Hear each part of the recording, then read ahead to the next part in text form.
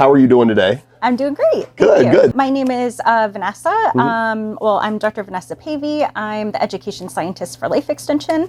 Nice. Life Extension. Awesome. Sweet. So Life Extension, obviously a lot of our customers know, how much we sing their praises and Mark's praises for quality, for having the science to back up what you guys offer. How'd you get into this role? Oh, me? It was actually the Life Extension magazine. Okay. Yeah, I was in my local health food store in Illinois. Okay. And actually someone like Mark, who was really knowledgeable, came in and saw me looking at products, and we started talking, and he was talking about mechanisms of action. Okay. And I was like, I had not heard of anyone in a health food store talking in that much depth, right.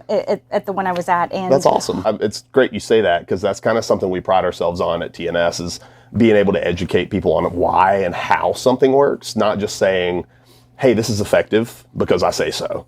I was excited to have you here today because we've got some new products coming in from Life Extension, one of them being Testosterone Elite. Mm-hmm. And it's got some unique ingredients that I'm not used to seeing on typical, I don't like to call them testosterone boosters, but hormone regulators, balancers. Balancers is a great word. Yeah. Absolutely. So if you don't mind, tell me a little bit about that, like the ingredients and, kind of how they work.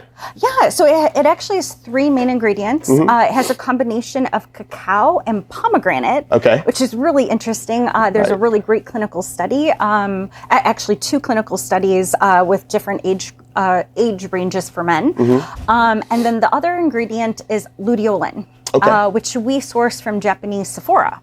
Awesome. And the luteolin has kind of a unique mechanism of action because mm-hmm. it's working on helping to support testosterone in two different ways. Okay. So when it comes to the production of testosterone, it all starts with that, what we call the mother hormone, pregnenolone. Right.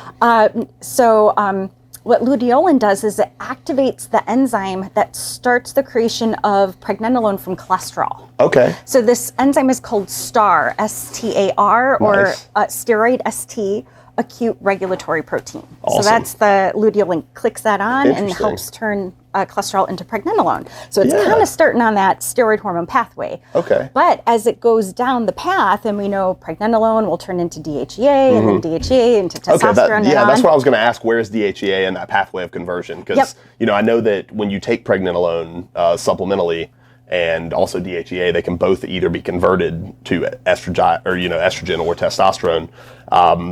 And not to veer too far off the path, do you know what determines that, conversion? Is there? It's your own unique biochemistry. Okay. I've actually, one of my roles at Life Extension was reading labs. So for 5 years, for 8 hours a day, I was reading hormone labs. Nice. So I've seen a lot of different patterns. Mm-hmm. And it's really interesting because I've seen female labs where they're on DHEA and it's converting very nicely into testosterone. Right. I've seen other labs where it wasn't. Right. Same thing with men, taking DHEA, converting nicely into testosterone, and sometimes it doesn't. Okay. Also, taking pregnenolone, kind of starting at the top. Mm-hmm.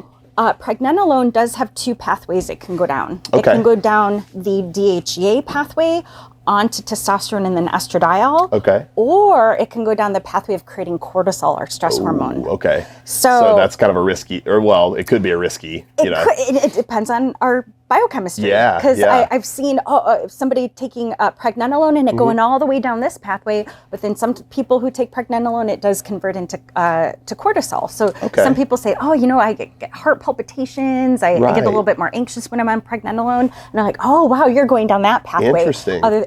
Other than the other. That's wild. Primarily. That's wild. So in regards to cortisol, and correct me if I'm wrong, does cortisol, can it be converted from originator cortisone in your body, or is there any relationship there? Oh, yep. There is a relationship. Cortisone is kind of like your storage form of cortisol. Okay. Cortisol is the active form. Understood. So, for example, there are some great urine tests that we can measure both and kind of see, do you have a lot of the storage form? Are you creating a lot of the active hormone that does give you those kinds of symptoms? Yeah. And that's something because I speak about it a lot. We have this product that contains a very high with analyte content ashwagandha. Mm-hmm. It also has magnolol or magnolia bark, and then also quercetin, because the chemist I spoke with, he explained how it essentially can help prevent the conversion of cortisone into cortisol or release. I don't know the mechanisms behind it, but that's awesome to hear that clarification. Oh yeah. Yeah. And it's really important too, especially as somebody who is under like a lot of stress. Those are some great adaptogenic herbs. Yeah. So and that's something I wanted to speak on really quick. Ashwagandha, like as a whole, and its effect on hormones, because it's really popular right now on the internet to see people make just crazy claims about ashwagandha doing this, that, and the other. Yeah. But in reality, is there a mechanism for ashwagandha's improvements in hormones or regulation? Not that I've seen, but it does have a significant impact on cortisol. Okay. And what's kind of interesting about ashwagandha itself, it has more of a balancing act. That's what they call it, an adaptogen or a modulator, because it doesn't necessarily suppress your cortisol down all the way, which would be a bad thing in of itself. But what it does is if it's a little low, it helps bring it up. If it's a little high, it brings it back down. It's trying to help keep it at that nice balancing homeostasis. Okay, that's awesome. Now, the magnolia, though, which is a component of one of the trademarked ingredients, Relora, that also has the philodendron tree bark. Okay. That one really does help bring the cortisol down. Interesting. So, so actually, that combination that you were mentioning sounds like a great one. So here's how it all kind of pieces together. Right. So if somebody is feeling the effects of like the low, the kind of we think of like the sex hormones, like the testosterone, the estrogen. Oftentimes, if somebody's under like some pretty intense stress, what ends up happening is there's a concept. It's like a kind of a hypothetical or a hypothesis, like where pregnenolone can be kind of stolen. So some people call it like the pregnenolone steal. Okay. So the pregnenolone goes down the cortisol pathway, not leaving very much left to create DHEA and then onto the others. So that can really have an impact on symptoms on that end of the scale. Right. So helping to kind of shift it back can be helpful, and that's where your your ashwagandhas, your magnolia can really be helpful. And there's a lot more adaptogenic herbs than I previously knew of. I know, ashwagandha, shilajit, rhodiola.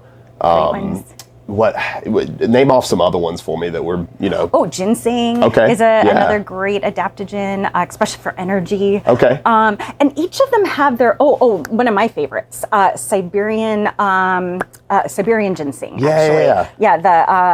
Now I'm pulling the name out of deep in my brain.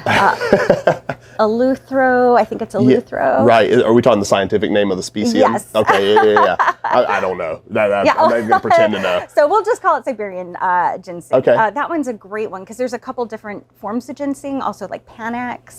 There's American ginseng as well. And each of them have their own kind of unique kind of feel to it. Like rhodiola is actually a little bit more stimulating than like ashwagandha. Usually ashwagandha is very well tolerated by most people, but it can be a little bit more calming versus like rhodiola. So if you have somebody who's kind of like that anxious, stressed person, I might pick maybe like ashwagandha for them rather than rhodiola. Which can be a little bit more stimulating. But and I love rhodiola. I mean, it's so great. As far as the, we actually, I was played a part in formulating a nootropic for another company, and we used a rhodiola that has, it's like a 4% salidroside content compared to like the 1 or 2. And it's just like a overall feeling of fatigue reduction. You just feel like more awake. But I love rhodiola for that. That's a good one, yeah. But so as overall adaptogens, what are they? That really technically they're helping the body adapt to stress. Okay, yeah, a lot of us could use that. How I describe it, I love it. And a lot of them are modulators. They just kind of help bring us back to that homeostasis. Okay. Instead of suppressing or stimulating, it usually kind of helps bring us back to a nice normal. Right, and I think a lot of us, choose to supplement with things such as caffeine that keep us in a level of, or outside of the level of homeostasis. Yeah, I wouldn't call caffeine an adaptogen. No. Well, and I think that's why this is so beneficial to talk about adaptogens and, how they work. Because so many of us deal with so many things on a daily basis that keep our cortisol levels above, that homeostatic baseline. And therefore, correct me if I'm wrong, there's a trickle down, right, on the entire hormonal system from that cortisol. Oh, absolutely. And actually, circling back to luteolin, kind of talking about like that cascade of hormones, DHEA turning into testosterone and then testosterone turning into estrogen. Another function of luteolin helps to slow down the enzyme that converts testosterone into estrogen, the aromatase enzyme. Okay, yeah. So that's cool. Yeah, so it's working on actually the top end and the bottom end to try to help support the testosterone levels. Right, because I've seen luteolin in a few, they call them, estrogen regulating products, right? With, diindolylmethane, luteolin, and then there was some that were now previously banned. But that's interesting because I didn't know luteolin as a possible testosterone, upregulator in a way. Yep, it helps us support the creation from pregnenolone by stimulating the that STAR enzyme. Yeah. And then slowing down the overconversion into estrogen. That's awesome. That's awesome.